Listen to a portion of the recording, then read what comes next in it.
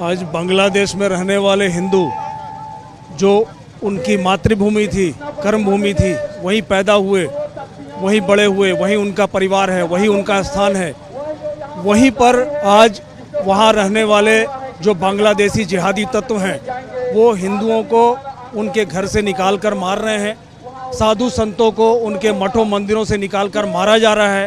और ये सब बेवजह है। बांग्लादेश अलग होने के बाद से जो स्थिति थी वही आज तक है। ऐसा नहीं है, अत्याचार हमेशा ही हुआ है, लेकिन अचानक से एक सत्ता विरोधी छात्र आंदोलन वो अचानक से हिंदू विरोधी हो जाता है। इसी से समझ में आता है कि इसके पीछे एक बहुत बड़ी साजिश थी। शेख हसीना की सरकार को अपदस्थ करने का एकमात्र कारण जो आज दिखाई देता है वो ये था कि शेख हसीना की सरकार वो भारत का पक्ष लेती थी। शायद हो सकता है जिहादी तत्वों को ये मंजूर नहीं था। उनको लगता था कि शेख हसीना जब तक रहेगी वहाँ का हिंदू सुरक्षित रहेगा, और इसीलिए बांग्लादेश को हिंदू विहीन करने के लिए जैसे ही छात्र आंदोलन की परिणति बांग्लादेश की जो हसीना सरकार के अपदस्थ होने पर थी वो हो गया, उसके बाद अचानक से एक दिन हिंदुओं के ऊपर अत्याचार प्रारंभ हो गया जो आज तक चल रहा है। आज मानवाधिकार दिवस है। हम सब पूरे विश्व में रहने वाले लोगों के मानवाधिकार की बात करते हैं, कश्मीर में रहने वाले आतंकवादियों के भी मानवाधिकार की बात करते हैं, लेकिन बांग्लादेश में रहने वाले, जीने खाने वाले, शांति से रहने वाले हिंदुओं के मानवाधिकार की बात आज कोई नहीं कर रहा है। उस ओर ध्यान दिलाने के लिए ही भारत के सभी हिंदू, सभी सर्व समाज के लोग, सभी सनातन समाज के लोग आज आगे आए हैं। इसी प्रकार से सभी जिला मुख्यालयों पर एक दिन 4 और 5 तारीख 6 तारीख तक हो चुका है प्रदर्शन।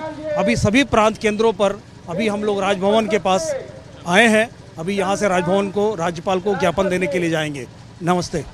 देखिए, बांग्लादेश का जो कुकृत्य यह पूरा विश्व देख रहा है। पिछले महीनों से जो अत्याचार हिंदुओं के ऊपर में हो रहा है, चिन्मय कृष्णदास जो वहाँ के हैं, जो इस्कॉन के मठाधीश, उनको जेल में बंद कर दिया गया, उनके साथ बर्बरता बरती जा रही है, उनके एक सहयोगी की बर्बर हत्या कर दी गई। उतना ही नहीं, आज चिन्मय दास जी को वहाँ पर अपना एक लड़ने के लिए एक वकील तक नहीं मिल रहा है। इस प्रकार वहाँ के मुसलमानों का जो अत्याचार हो रहा है ये असहनीय हो रहा है। 2 बातें हैं। सबसे पहले, जैसे मैं तो भारतीय संत समिति से हूँ, पूरे हिंदू समाज को प्रतिनिधित्व करते मैं यही आग्रह करूंगा, विश्व के जितने लोग, जितने भी हिंदू हैं, चेत जाएं, संभल जाएं, अब अपनी नींद तंद्रा छोड़कर जागें, क्योंकि यह एक प्रयोग जो हो रहा है इसकी आंच कहीं भी आ सकती है। हम झारखंड में रहते हैं, झारखंड में सीमावर्ती क्षेत्रों में देखें किस प्रकार जिहादियों का जिहाद चल रहा है विभिन्न प्रकार के।